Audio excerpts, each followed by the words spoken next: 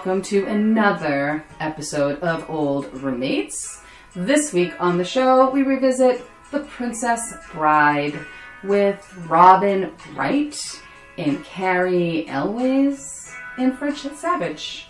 So, fetch me that picture and join us.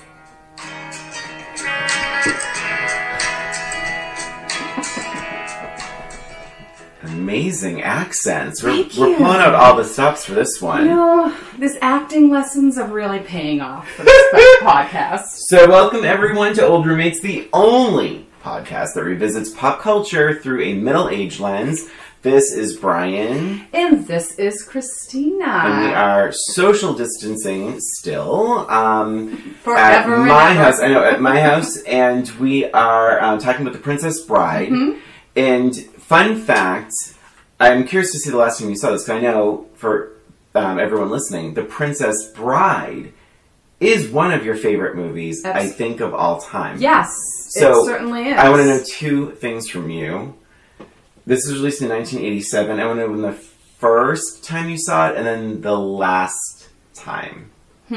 So... Oh, well, besides for the show. Yes, of course. So, the first time I saw it, it was a rental. It was probably 1990-ish or so. And I remember it being so surprisingly funny and warm and it just exciting and different. And I just absolutely fell in love with it the first time I saw it. I've seen it a million times after. It's one of those movies I'm constantly saying, oh, you need to watch this. Let's just rent this. Let's, rent this. Mm-hmm. However, I have not, probably the last time I saw it, I want to say it was within like 10 years, but it was probably like 8 years ago or 9 years ago or something like that. It was far enough away, and it was an attempt at watching it with Emily, and she wasn't interested, so we didn't even watch the whole thing. We only watched like the beginning part of it, and that was it.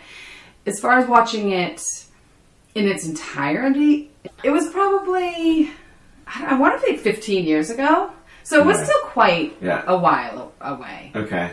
But what's funny too, it is one of my favorite movies, and I didn't have to rent it, of course, but I went to find it, and we have like 2 copies of it. That's so funny. And I'm like, oh, okay. Really thought with Carl Loves Donnie Darko, when he has I think he has 2 different DVDs, and then Twin Peaks, the same thing. Mm-hmm. So I think that's cool. When I was thinking, when you know something is your favorite movie, I really think you know the minute it's over. I don't think you think 2 weeks later going, that's one of my favorite movies of all time. I think you know the minute it ends that that's one of my favorite movies I've ever seen. Yeah. Yes. And definitely. the love only grows from there. Yeah. What about you, Brian? So what was the first time? So this is super interesting, and I'm getting a little bit of trivia in here. This movie did not do well at the box office. No, it did not. I think it just broke even. And by broke even, I mean or maybe a little bit more than that, but it was maybe 30 million. In my mind, because this is what time will do to a brain, sure, I thought it was a huge hit because everyone loves this movie. At least I think they do. And so I saw this probably, again, maybe a year or 2 after in the theaters. This was probably 1989. I'm sure if that was the case, then I was working at the video store, probably grabbed it and watched it. And I do remember, for me, the feeling of it petering out as it went along. Mm-hmm. I remember feeling very invested, and then at some point, because that shot, I'm going to get into all of this, but that shot of Robin Wright, when she realizes that what he's saying is actually, I love you. Mm-hmm. Instead of as you wish, he means I love you, and she turns, and it's the same shot they use at the end. Yes. When they say introducing Robin Wright. She is a movie star. I mean, she is gorgeous. I've said this before about other women too. Gorgeous. But I don't think it happens with men the way it happens with women on film, where she turns her head and it's she's a movie. She's gorgeous. Beautiful. And I was right away really in love with their love story. But then, spoiler alert, they're separated, and that's part of the point, is that they're separated, and they don't really spend much time together. Right. Bits and pieces, then she's, sort of taken away again and becomes queen, but then, like, there's forces working against them, so they don't really spend much time with each other at all. Right. And that's what I was most invested in. So I think by petering out, it's like, and I'm not into, like, swashbuckling adventures. Right. I never have been, and I still am not. But I really was like, I just wished it, weirdly enough, had been more about their chemistry. I think they have great chemistry. I remember them having great chemistry, and then I was like, oh, this is why I didn't like this movie that much, because they just split them right up. Right. They spend zero time on the relationship itself. And I don't think that's, seems like that's the central relationship of the story, but to me, it never was about them. In fact, some of my biggest criticisms are about their relationship and how sort of unbelievable it is. But I guess it's all about true love. Yeah. Like, this is just true love. You should just kind of go with it. Like, this is just what it is. Yeah. It doesn't matter how much time they've spent together. It's true love. Mm-hmm. So I think that's kind of the point of that. Mm-hmm. But for me, one of the reasons why I adore this movie is all of the other characters. Like, I feel like the other characters are just so fun. Mm-hmm. Almost every single one of them are so unique and interesting, and I think the acting is really great. So I feel like that is what really drew me to this movie. Mm-hmm. Is it wasn't necessarily their love story, it was the other characters that are in there. They were so entertaining to me and fun, and the friendships between several of them. Go on. Yeah, I was going to say, I agree with that. I agree with you that it's about the whole world of The Princess Bride and the characters. But even back then, and we haven't even gotten to now, but even back then, I was like, it feels shticky. Like, it's like, when it's not this swashbuckling adventure, it's like, each character, each actor is going to get that little moment and those funny lines, and suddenly everyone's funny in this movie. And sometimes that can go really, really wrong. And then there's Billy Crystal and Carol Kane, who I just want to put a sock in her mouth. And I love Carol Kane. Yes. We're going to start jumping. Yeah, because definitely. I'm going to say, I love her too. Go on. Arguably, write me emails, text me, but my least favorite part, my least favorite performance, not part, my least favorite performance, I did laugh this time. Least favorite performance in The Princess Bride is Carol Kane. And I am sorry, because I know, and that's then and now. And I know that Billy Crystal and Carol Kane spent a lot of time together doing they wrote a whole backstory to this couple. I don't know if you knew this. This is all I didn't know that. That's funny. They worked really hard on, like, a real relationship. And I appreciate that. But it's just shrieking. Mm-hmm. She's just shrieking. And she's so good in Kimmy Schmidt. She's been so good in other things. Although she annoyed me in Scrooged too, but that's another thing. But I know I'm jumping all around, but shallow dives, as we know. So, but that is my mainstay, is that, like, that is what I mean. When it feels shticky, when it feels like, hey there, like, it just, that's when I'm like, oh God, then. Okay. But, so I think that's the point of the story, though. It's a fantasy. Right. It's, and that's why I'm forgiving of those, like, shticky moments. Because it is just sort of like this fairy tale. And anything goes, because it's a fairy tale. Okay, interesting. Because 5 seconds ago, Christina, go on. 5 seconds ago, you said, well, I mean, some of the love relationship stuff is a little unbelievable. It is. I don't think I said unbelievable. It's on I will rewind this, and if it's there, I will be deleting it for the. I'm just kidding. No, it's. But that's why it's forgiving to me, though, because yes, it's unbelievable that it's like this true love, right? It's true love, but it's forgiving because it's a fairy tale. That's kind of my point. It was one of my least favorite parts, the relationship between the two of them. But you buy into it because it's a fairy tale. And I feel like all of these characters are shticky because it's a fairy tale and it's a fantastical kind of story. I agree. That's a good point. I agree that scene with Miracle Max, honestly, least favorite scene for me. Yeah. Not necessarily for Carole King. Yeah. Kane. Sorry. I always do that. I know who it is, and I always say King because of the singer. So anyway, not necessarily because of her, but because of Billy Crystal. Billy Crystal annoys me. And I know everyone's like, oh, it's my favorite part, and he's quoted all the time and everything else. But I'm not a huge fan of Billy Crystal when he does the voices. And I think we talked about this when we revisited When Harry Met Sally. Yeah. I just kind of get like, ugh. Because he falls out. It's like the persona thing falls into play. Like it's like you don't feel like you're watching a character. You feel like you're watching Billy Crystal be a character. Yes, exactly. Yeah. And at least this time, it was fine. He had the makeup on. He was supposed to be a character, and that's fine. But just something about him in character irks me so much. Maybe it's because he always has like sort of the same accent or something. I don't know. It's like that's interesting. Yeah, there's something about it that. Do you remember Fernando? You Look Marvelous. Remember he had that? Yeah. So fun pop culture little thing. I'm pretty sure that was a top 10 hit. Wasn't it? Probably. You Look Marvelous. That's that song, yeah. Yeah, so when he was on Saturday Night Live, he did a character called Fernando, and it's Fernando Lamas, and it was like, you look marvelous. They made a pop song called You Look Marvelous. I'm pretty sure it was a top 10 hit. We'll check on the break. Look it up, yeah. I'm going to forget to check. I bet it was too. I know.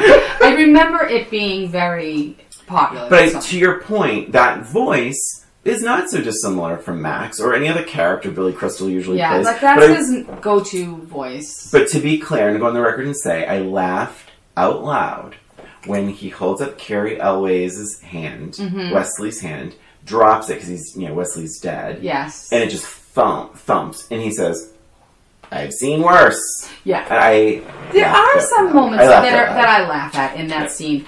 I feel like if I had to rank all of the characters and how I like them, he would be the last. I really think he would have been the last. So then we kind of dove into now, but what was your, because this is your favorite movie, but it's been about 10 years or so, or, in its entirety, 15 years. So what was your biggest takeaway when the credits rolled, revisiting this, of your favorite movie? This time around, after watching it, I don't know. I was just lost in nostalgia. Oh. But I will say, I was a little disappointed because I felt because my favorite character is Inigo. I can't say his name. Montoya. Yeah. He's my favorite character. Always has been. And the end is my favorite ending. It was when Dread Pirate Robert says, oh, have you ever thought of pirating? And that he's gonna have this. He's gonna be the new Dread Pirate Roberts. And I'm that is such a great ending for me. I'm oh my gosh, I just love him so much. So for me, actually, at the end, I was oh my gosh, I feel like he was in it more. I was a little disappointed that he wasn't in it as much. But he was in it a lot.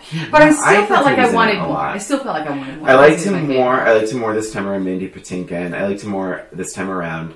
I did find him funny because he was so dramatic. And I didn't catch that. I didn't catch that back then. He is so dramatic. Did I ever write down any of his lines? But his lines, every line is a dramatic reading. He is so tortured from this 11-year-old nightmare that he lived through.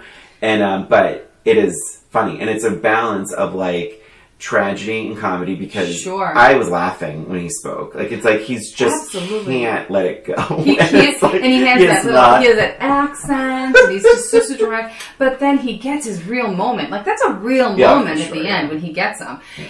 And it really took a turn, and you're wow, that was powerful. I thought. The blood and the stabbing. Blood and the stabbing of the arms, and then and then he's hello! All that. I was oh my gosh, I love this so much.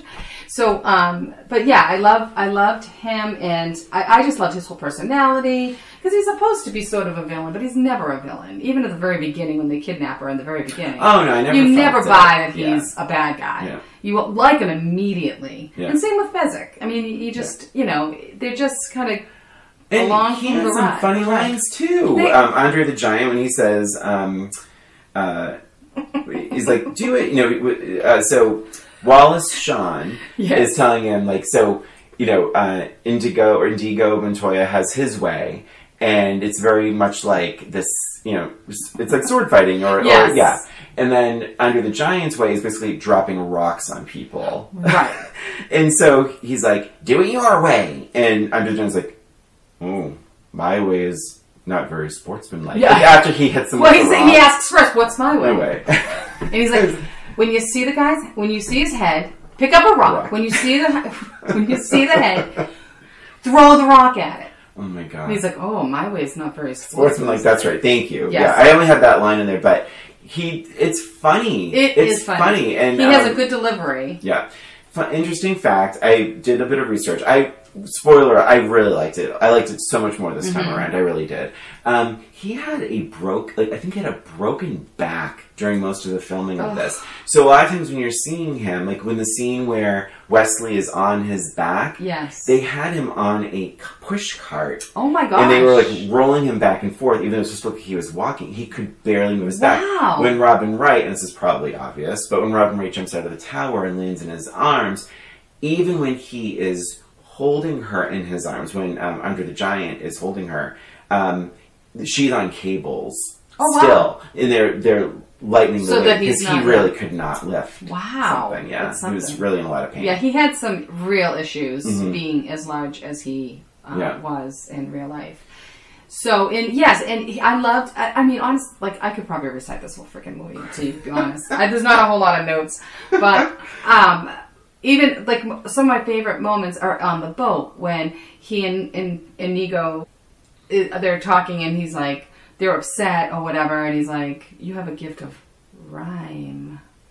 And then Fizzik's like, "Most of the time." And they do all that, the rhyming, he rhymes or whatever. And then you hear, what's Vicini? Vicini? I'm looking him up because I know to get all the characters. Yeah, I always get the names mixed up because, I don't know. But he's like, "Stop it now, I mean it."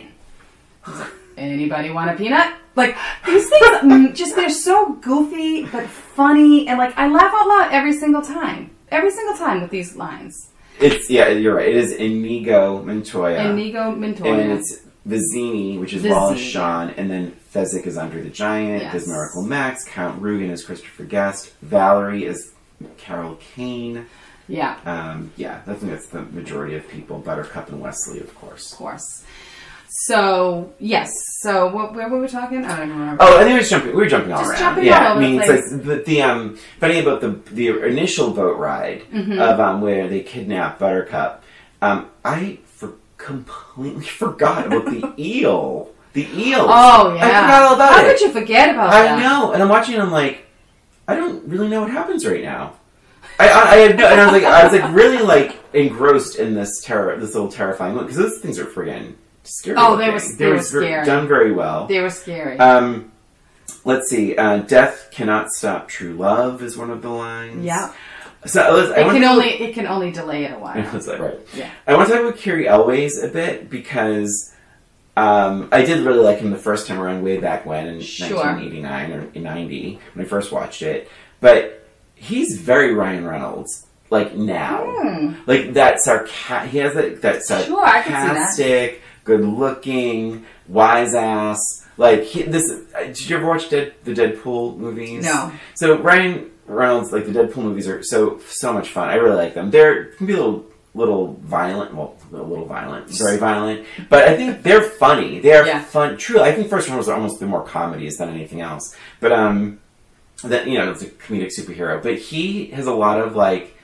I can look at this now and say, I wonder how much Ryan Reynolds was maybe inspired by this character of Wesley, because he is this anti-superhero, this anti-hero, right? Sure. He's like this bad guy, but he's, sort of bad guy. He had to be bad to sort of get back to... I didn't even buy him as being a bad guy. No. And Deadpool's the same way. And so there's a lot of similarities. And I don't know if anyone who's listening is identifying with what I'm talking about, but there is something very... anti-hero and very funny and very charming about that character and about the role in both cases. But I just kept thinking, like, if they ever remade this, although Ryan Reynolds might be too old, probably too old, which is weird to say, but yeah, I think there's something very similar to that personality. Sure, that I can see that for sure. What else? I mean, I could go on. I mean, we could go to each character, honestly. Like, King Humperdinck, I thought was a great character. So funny. He's so funny, and you think he's okay for a while, and it's very subtle, like, just his looks. Like, he's a great actor anyway. What's his name? I forget. Isn't it Chris Sarandon? Yeah, Chris Sarandon. He's a great actor anyway. But he just... It's not obvious that he's a bad guy, and then, like, just a look here and there, and you know something's up.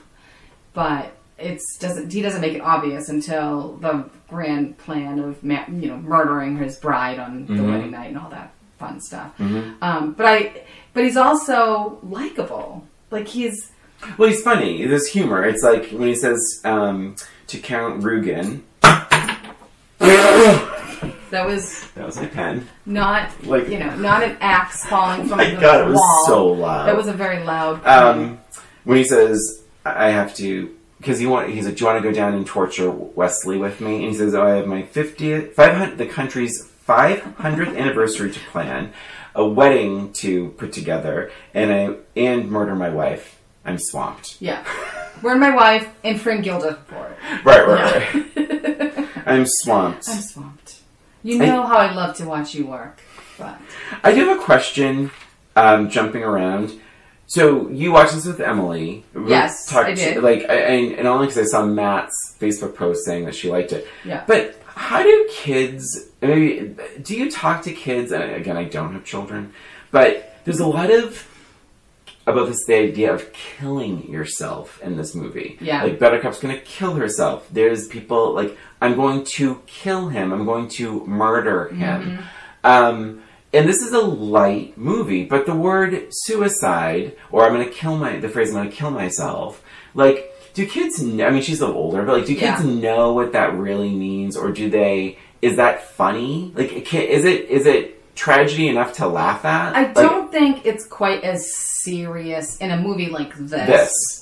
Than, I mean, if you think about it, all kinds of fairy tales and Disney movies, they always have some sort of element of killing and death and all that sort of, the witch is going to poison her. And so I think it's in the context in which it is. It's not really that serious of a subject. It's not like she's going to turn to me and be like, so why is she killing herself? Like, what? Does she need to have some counseling? But I think some kids would wonder. Maybe. When she's looking at the knife, and it's like, and she says, knows I'm going to go. Yeah. Well, she says to the older man walking down the hall, she says, and he's like, oh, he's like, what are you going to do? And she's like, oh, I'm going to kill myself tonight. And he's like, oh, and maybe he says something, he's not listening, And she kissed me. But that's really funny though. Even when she says, I'm going to kill myself tonight, yes. it's like that Inigo Montoya thing. It's like the drama of this fairy tale is so funny to me. But I did wonder, because it's PG. I wonder if a kid really grasps like the concept of killing yourself. Yeah, it's different than I'm going to kill him or Disney murder or like even Scar murdering. Right. Yeah. My God, The Lion King. Even Scar murdering Mufasa is easier to understand than someone taking their own life. That's all. I was just wondering, because this is up to this is a fun light movie. Right. I don't know. We didn't really have a conversation about it, to be honest. And I don't think it got to the point. Like, I think there's a certain understanding that she wasn't going to do it, just from the theme. There's just the whole tone of the movie itself. it's PG, it's Yeah. a fantasy or whatever. I think it's sort of like this comfort level that it's not going to happen. Yeah. You know it's not going to happen because of this, Maybe the type of movie it is. Maybe it's because it was a knife. If she had had a bottle of poison with her, and she's like, I shall drink this and never wake up, or I'll drink this and end my life. I feel like that's I would say an easier pill to swallow, but I do think there's I think that would be easier for kids to get. Oh, she's gonna drink poison. That poison's bad for you. Versus opening a box with a giant dagger in it. I don't know. It is one that certainly didn't jump out then. Right. When I was a teenager. I guess 17 years old. But it definitely came out now because until that point, everyone's having fun. Yeah. No, go ahead. I'm done. Everyone's having fun. Well, what about what he says while she's about to do it? Do you remember what he says? No. There's a shortage of perfect breasts in the world. It'd be a shame to damage yours. So that, I think, is more of something that would stand out. Yeah. More or less than actual she's going to kill herself. Yeah. Because like I said, there's a certain comfort level in a movie like that you know it's not actually going to happen that way. The probably more disturbing scene is probably when Inigo. Oh, stabbing, yeah. I'm gonna call him Inigo Montoya stabs and kills the six-fingered man. Yeah. I mean, that was an intense scene. Oh, you just reminded me. I didn't have it in my notes, but the rat, killing the giant rat, and watching it burn and wail on the ground. There's definitely moments. Yeah. There's definitely moments of drama, and that's kind of why I like this movie. It's not all fluff. Yeah. There is some suspense. There are some moments like that kind of violent, I guess you could call it, right? Mm-hmm. Surprising violence, but it's always the bad guy.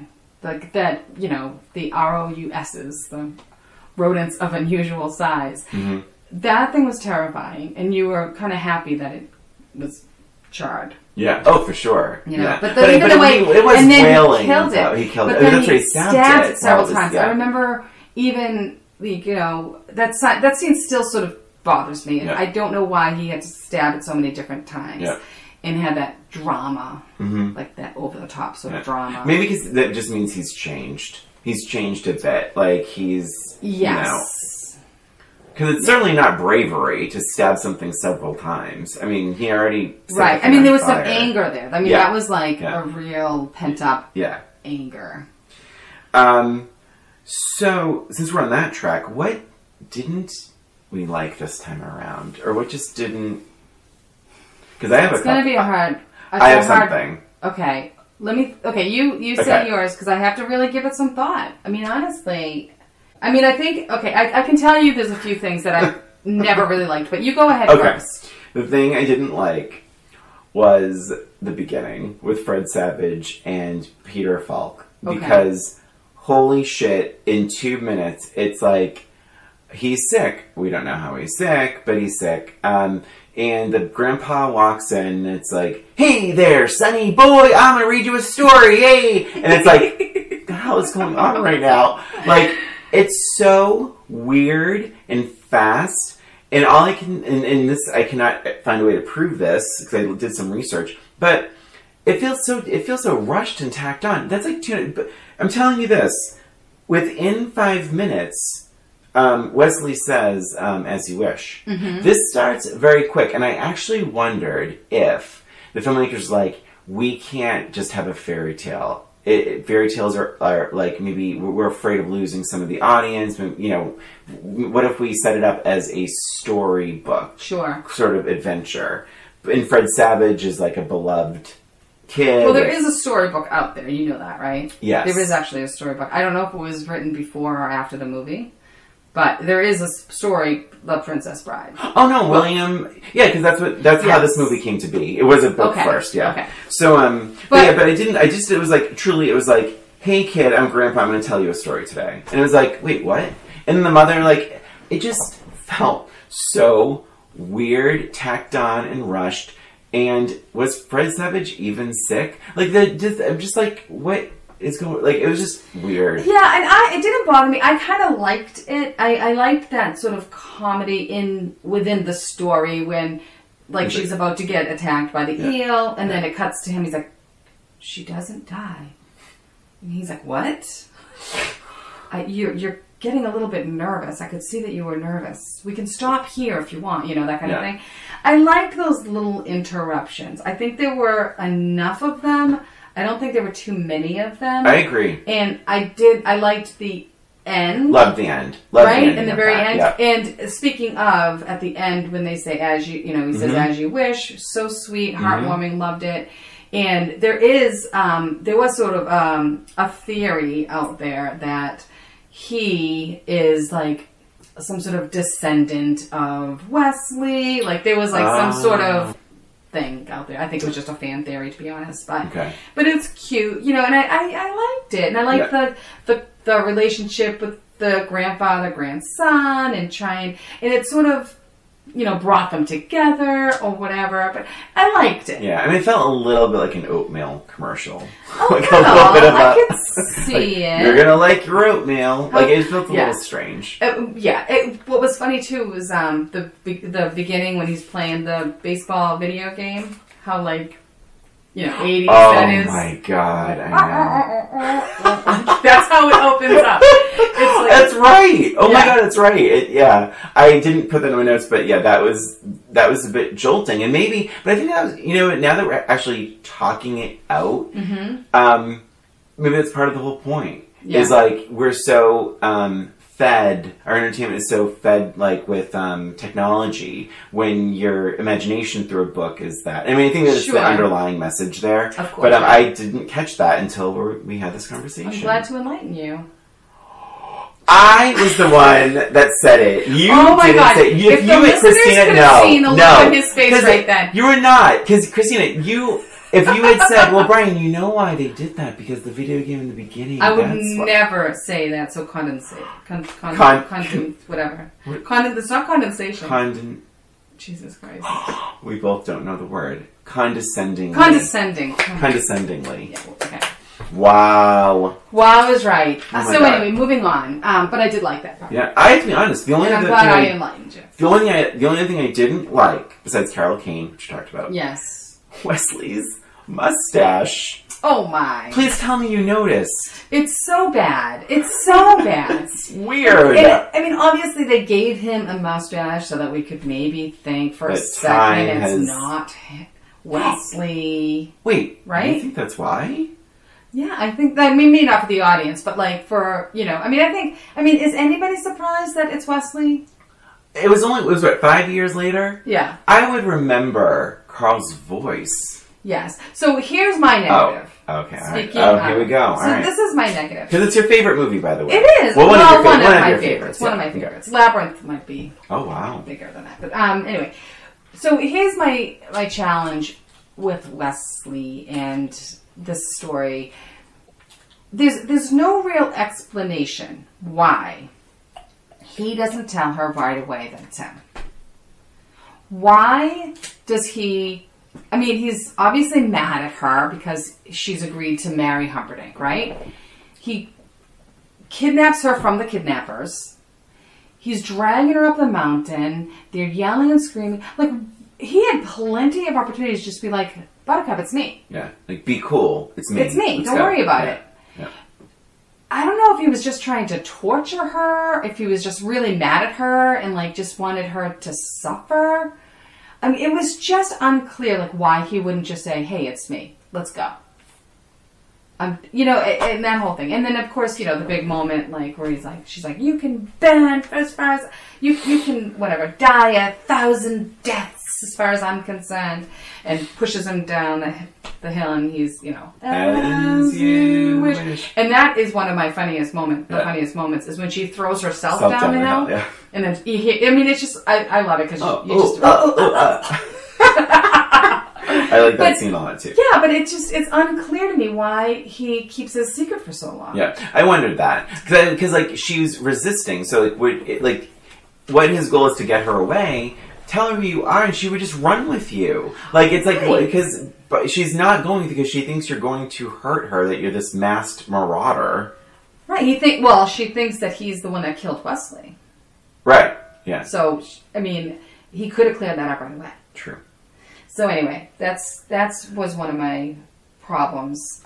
It said introducing Robin Wright really quick. I know while you're looking for something else, but she was in Santa Barbara, right? 1980. Right. So 1984. So maybe it's just her first movie. Yeah. But then, in 1986, she was in a movie called Hollywood Vice Squad, which I think was with Carrie Fisher. But I don't know how big of a scene, a big of a role it was. But Santa Barbara, she was on there for 4 years. I think 500. Would it be 500 something episodes? Probably. So, yeah, soap opera. And then, it's on. And of course, Forrest Gump was 94. But yes, but she's. I mean, honestly, just to get back to her, she's just gorgeous. She's gorgeous, and she's just really good. She is good in this. Like, she's very good in this. I agree. You believed her when she was like this bitchy farm girl. You believe her when she's this scared princess. She's very, very perfect fairy tale acting. Yeah, and she's a pretty strong woman. Mm-hmm. She's a pretty strong woman. Yeah. In this. I mean, she was fighting pretty much the whole time. Oh yeah. You know, it's not. What I mean is, being under like the king or the prince's like control kind of right. thing. Well, they had no choice. Like as the king or the prince, I keep saying king, but it's prince. As the prince, he can choose whoever he wants. Yeah. As his bride. So I mean, there wasn't much you could do about that. Yeah. I liked that she. I liked her being melancholy. I just think it's a very good performance. Yeah, I think she was appropriately... Mm-hmm. Her moods were appropriate in each of the circumstances. She was strong when she needed to be. Mm-hmm. Kind of like, whatever. She's good. Wesley, I liked him better when he came back. I thought he was a little too wussy at the beginning with the farm boy. Oh, yeah? Yeah, I thought he was a little wussy. Interesting. But you know that the beginning part is, we're talking 90 seconds. I mean, by the way, I am not being sarcastic. Nope, when you rewatch this movie, that beginning from it's the like grandpa, it is. I'm telling you, it is 5 minutes before As You Wish. So and that includes grandpa and his name's grandson. Did you know that? Oh, is that yeah. But yeah. Funny. And he was cute. I thought he was cute in it, actually. Oh, yeah. Yeah, Fred Savage. What else? The sword fight, one of my favorite scenes. I loved the choreography for the sword fight. I thought it was hilarious. With Inigo and Wesley. Yes. Yeah, I like that. And, just some of the fun little dialogue between the two of them. Why are you smiling? Because I am not left-handed. And then a little while later, he's like, well, I'm not left-handed either. And, that whole thing. And they both trained at the same time to learn sword fighting on both hands. Yes. Yeah, crazy. Yeah. It was great. I loved that friendship between the two of them. I loved that he didn't kill him at the end because, he's like, I'd sooner destroy a stained glass window than destroy an artist as yourself, something like that. So anyway, I loved that. What else? I mean, I loved so much about this movie. The fire swamp was fun. Yeah. Do you know how they discovered the different things? How terrifying that quicksand. Lightning sand? Yeah, lightning sand, yeah. Oh my gosh. Like, I remember, I'm like, holy crap. Like, when that first happened, I obviously know what happens, but it's still so quick. And she immediately, she disappears. It's like, shit. How did that happen? I just think Mandy Patinkin is so good. We talked to him. I just only said another note. I was like, wow, Mandy Patinkin really commits. He's so good in this. Yes, he's fantastic. Favorite character. Yeah. And we didn't mention Wallace Shawn that much, but that funny, and again, then, no, I was probably bored to tears by the which cup has poison in it. Mm-hmm. I loved that scene. Such a good scene. And just the timing of him falling over, and all of it. Just so I love good. Just the dialogue, just his whole speech. Oh, yeah. His reasoning. Oh, it's beautiful. It's hilarious. So good. So but you would have known that I would have studied that. So I clearly cannot drink the one in front of me. And then he does that silly, what's that? What's that? Yeah, and he switches it. Cups, I mean, it's just so fun. That whole thing. And then him dying. And he is someone you just love to hate. Yeah. Like, he is so slimy from the very beginning. his whole purpose is just to cause a war. Yeah. Like, that's his whole purpose in life. Yeah. He's so mean to Fezzik and Noyo and Nico.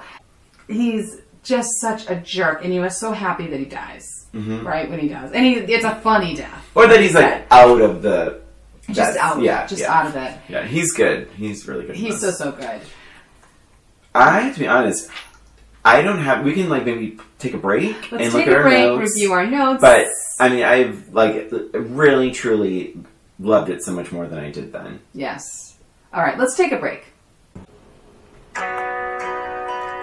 Hey there, it's Brian and Christina. We just wanted to take this break to thank you for listening to Old Roommates, the only podcast that revisits pop culture through a middle-aged lens. Please subscribe to Old Roommates on iTunes, Spotify, and wherever you listen to podcasts.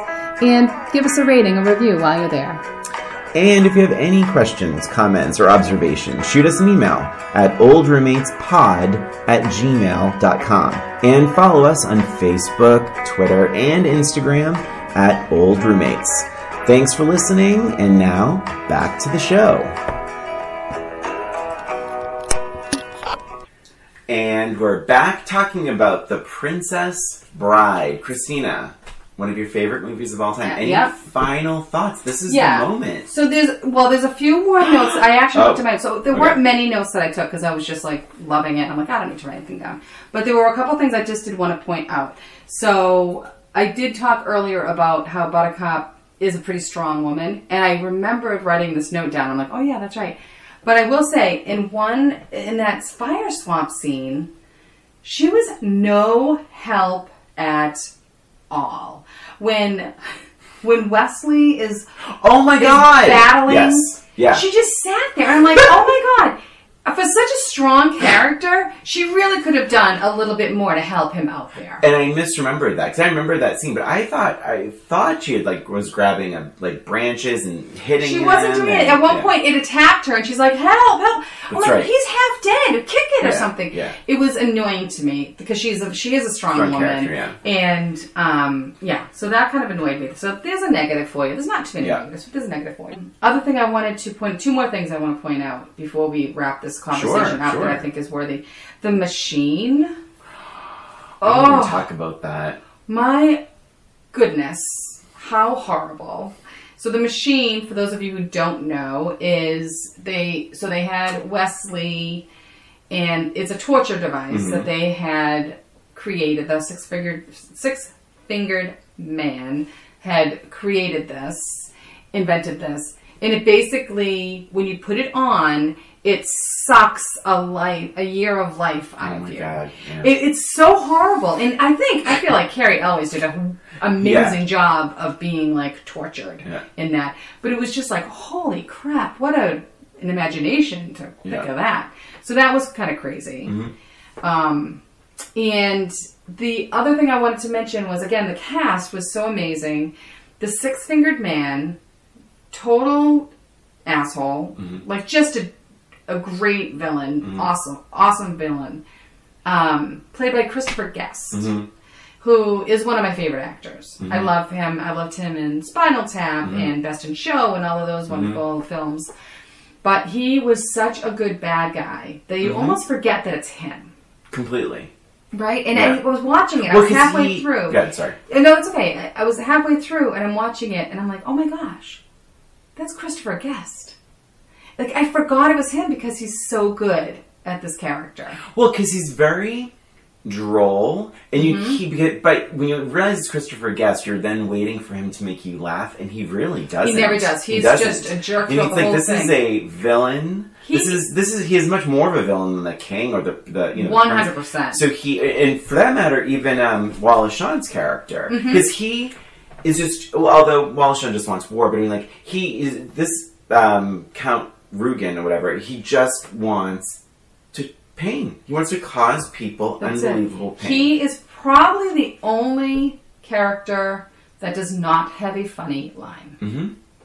throughout the whole entire movie, he's just and he's straight faced, straight villain. It was, you can tell, like, I mean, this is such a choice on his part to not make him remotely likable, not like winking at the camera. There's no smirk in his smile. I mean, he is one note, and it almost like he doesn't feel much of anything. Like, he's just so straight-faced, and it's really effective. It is very effective. So, but yeah, I mean, those are the last of my notes. So what were you going to ask me? Well, no. So, what I was going to say is, only because I mentioned it and I remembered, "You Look Marvelous," the Billy Crystal song that he did in character as Fernando Lamas, reached number 35 on the Billboard 100 in 1988, and it was on the Billboard 100 for 4 weeks.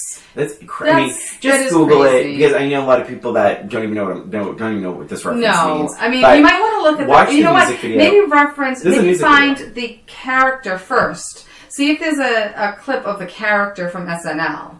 For a little bit of background. If you don't know who Billy it is. Crystal was on Saturday Night Live. He played this character. Basically, Fernando Lamas is a real person, and Billy Crystal did a take on him that was very, very popular, to the point where he made a pop song in this character called "You Look Marvelous." I mean, it's the most ridiculous thing. It is but terrible. But this is like pop culture. Like, this is 1988. It was a modest success. I do want to say, we talked about the script and how many funny lines there are, and how many, like, just great one-liners and speeches and all of this, and even just the dryness of certain lines. And the screenplay and the book were both written by William Goldman, who died 2 years ago. But I didn't know he also wrote Butch Cassidy and the Sundance Kid. Oh my gosh! And all the screenplay for All the President's Men screenplays. Oh my gosh! Wow! But for Princess Bride, it is his book. And that he wrote then he himself did the screenplay. He also had a big say in casting with Rob Reiner. So Rob Reiner did an amazing job with this thing casting. too. Yeah, so good. Good. I like this one. So you liked it. You liked it better. It is not a perfect movie, but I really liked it so much better than I did before. Yeah, and I love it. I think it's great. You just have to buy into all the fantastical elements of it. And it's super enjoyable, family movie, PG, so not a G. Yeah, I mean, I would say family movie, but PG is accurate, I think. PG is accurate. Yeah, there's nothing too crazy. But I do want to say, I think because of where we are in this moment in time, and remember that 13 Reasons Why show on Netflix, where parents were sent a note saying this is a show about suicide, like. And I think I'm so sorry. I'm gagging. But have a sip of water. I'm just saying that there might be families that might not want to have to explain what Buttercup is about to do in that scene. That I do think it's an issue for people. I know Emily is leaps and bounds ahead of every child. But I don't think it's that big of a deal. Honestly, I really don't. In the context of this movie, I don't think it's going to be a serious conversation for anybody unless you make it one. I think you can make it a serious conversation based on that one scene, for sure, if you feel you need to. And see, we're having a disagreement. And this is why I think that parents, because they might forget that little element of the story. I did forget that element of the story. So I'm just saying, I don't have kids, but I know there is a hypersensitivity of little kids taking their lives. And that's all I'm saying. And if the idea isn't there already, I don't know, maybe The Princess Bride is something like, it could bring up a question. That's all I'm saying. Because it is that world. Little kids do kill themselves. Right. Now. I don't think they're going to do it because they saw Princess Buttercup almost do it. But they might not even know what that means. Yeah. Use your best judgment out there. You know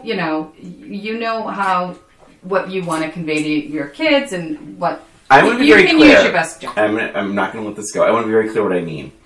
A child is not going to kill themselves because of The Princess Bride. What I'm saying is, if a child has never considered that suicide is an option, and maybe you don't want them to think suicide is an option because they watch The Princess Bride. Right. They're not, but I'm saying that is a parent thing, not a child thing. Right. Okay. So if you do feel like they're going to be in the situation of marrying a prince, and being miserable with Prince. My God, right now. You know, it's fine. She is the heroine of this movie.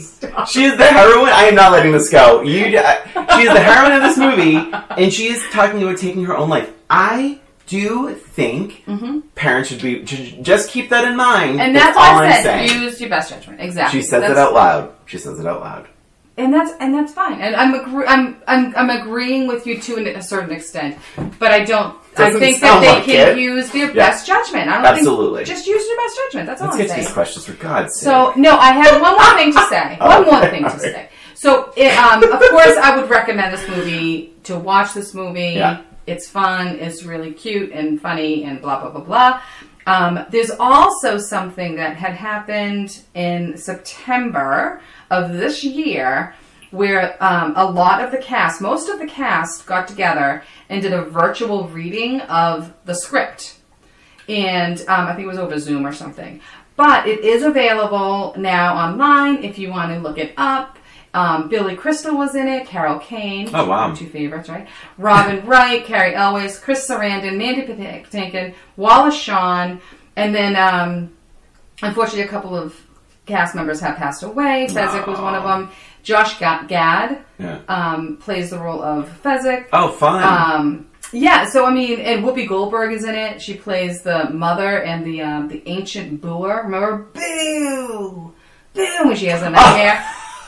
So I do remember. Yeah, that's so look funny. it up. It's super cute, and I think you really enjoy it. And just look up. I don't know exactly where it is, but just look up. You know, Princess Bride virtual table read, and you'll find it. I think it's really cool to see like this whole like thing. Maybe when this airs, we can put it on the Facebook page, a link to it. It's already aired. I mean a link to it. If people I see after this episode that's a good idea. That's a good idea. So anyway, something really cute and fun, and it just happened like a few weeks ago. So fun. So anyway, let's get to the question. So something interesting has happened. Christina and I both have FMKs. If you're new to the show, it's Fuck, Marry, Kill. And so, but we both think we don't have, so we both wrote one for this episode. Yes. And we think we have different people. We haven't discussed We have not discussed this, yet. No. So if it happens to be the same people, that's kind of funny, but I don't think it will. Okay. I think I'm being, in that case, because the look on your face right now, I think I'm being very nice. So I'm being mean. And that's the moral of this story, too. All right, so here we go. Do you want me to go first? Yeah, why don't you go first? FMK. Okay. Inigo Montoya, played by Mandy Patinkin. Wesley, played by Cary Elwes. See how nice I am? You are. And Fezzik, played by Andre the Giant. So it's funny, I almost did something like this, but I was going to, instead of Wesley, I was going to do Vicini. Yeah, like I mean, it's basically the trio, yeah. Okay, so... Wait, let me write down what I think for you, sorry. Oh, yeah. Alright, so... Unfortunately, I'm going to have to kill Fezzik. Okay, that's one thing. I'm not going to marry him, and I'm not going to have sex with him either. I'm stuck on the other two, so... I really like Inigo, and I'm wondering if I would be annoyed by him. I really do love him, but I think Wesley would make a better husband. Go on. So I'm gonna choose Wesley to marry, F Inigo, and then kill Fezzik. Yes! You guessed it right. Got it right. But I was close to marrying Inigo. Really? Yeah. I get I wonder if he would just be too. He would just be a little intense. He'd be a little intense. But I do love him very, very much. Alright, are you ready for mine? Yes. Alright. Good luck. Thank you. So the three I have for you, super mean. Vicini. Six-fingered... That's Wallace Shawn. Wallace Shawn, yeah. Okay. The Six-Fingered Man, played by Christopher Guest, and Prince Humperdinck. Played by Chris Sarandon. Okay. Wait, I have to figure out what I think you're going to do. Okay. Okay.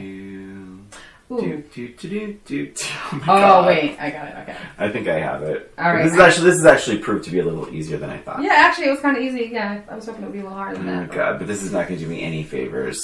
And love this is being recorded. Mm-hmm. So, since you started with kill, I'll start with kill. Fazzini gets killed. Okay. I don't want to marry him. I don't want to hook up with him. Okay. I would marry Humperdinck because I actually find him to be a bit gay, and I think it would be very fun. I think because, like, he has all this power in this big house and the land, and I think that it would... I probably find a lot of his seriousness humorous, but, like, he's a pretty ineffective villain. Yes. So I think that would be fun. To be married and to be royalty would be kind of fun. And then Count, the six-fingered man I would have relations with, because... Because of the six fingers?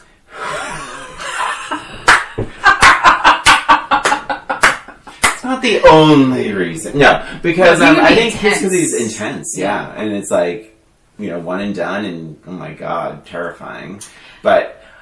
yeah, but I think that's kind of how you started too. Yes. It's like, no. You kind of know. No on both whenever counts. I'm doing this, it's usually like, you kind of know who you're going to kill. Kill, right, yeah, right. Yeah, that's kind of an easy way to go. Although, not necessarily. And I guessed correctly, by the way. Oh, good, yeah, and I guess correctly for you too. And yeah, and now that I think about it, it's like it wasn't really very difficult. No. For all those reasons. But you know, it speaks to how good the characters all are in this movie. Going back to an earlier point you made. Great characters. Great. I think that's it. That's it. And that is it for us, and for this episode of Old Roommates. Thanks for listening. Please subscribe to Old Roommates on iTunes, Spotify, Stitcher, and wherever you listen to podcasts. And give us a rating or review while you're there, please. If you have an idea for the show, or a suggestion, or comment, you can email us at oldroommatespod@gmail.com. And don't forget to follow us on Facebook, Twitter, and Instagram at Old Roommates. This is Christina. And this is Brian. Thanks again for listening. Until next time.